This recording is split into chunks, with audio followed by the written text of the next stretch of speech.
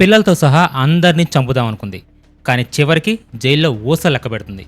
మ్యాటర్లోకి వెళ్తే కర్ణాటకలో చైత్ర అనే 33 ఓల్డ్ మెన్ తన హస్బెండ్కి, చిల్డ్రన్కి అండ్ ఆమె అత్తమామలకి ఎప్పటి నుంచో ఫుడ్లో స్లోగా పాయిజన్ని స్ప్రెడ్ చేసి స్లీపింగ్ పిల్స్ కూడా మిక్స్ చేసి తన ఫ్యామిలీ మెంబర్స్కి పెడుతుంది.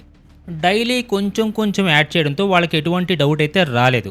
ఇలా చాలా రోజుల నుంచి కంటిన్యూ అవుతూనే ఉంది. బట్ రీసెంట్గా మాత్రం ఆమె హస్బెండ్ గజేంద్రకి ఫుడ్ అనేది కొంచెం స్మెల్ రావడంతో అతనికి డౌట్ వచ్చింది.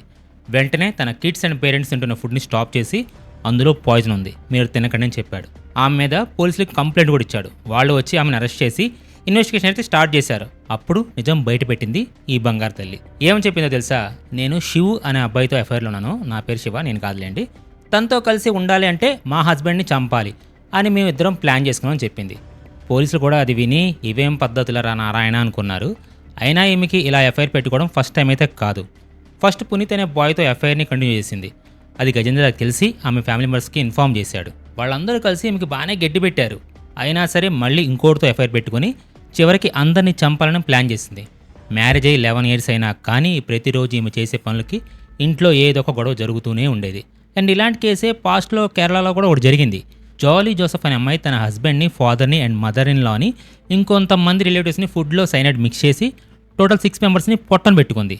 దీనికి కూడా రీజన్ వేరే అబ్బాయితో ఎఫ్ఐఆరే. ఇలా ఒకటి కాదు, రెండు కాదు, similar cases over period of time నుంచి కంటిన్యూ అవుతూనే ఉన్నాయి. మీకు వచ్చిన డౌట్ ఏంటంటే అసలు అమ్మాయిలే ఎందుకు ఇలా తయారవుతున్నారు అని. వాళ్ళకి ఒక అబ్బాయి జీవితం నాశనం చేయడానికి ఇంకొక అబ్బాయితో ఎఫ్ఐఆర్ని కంటిన్యూ చేస్తున్నారు.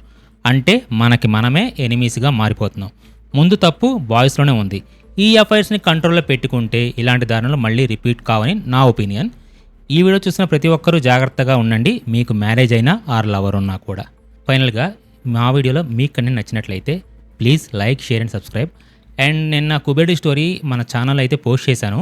ఎవరైనా చూడకపోతే please go and watch. Thank you for the time. Take care and by.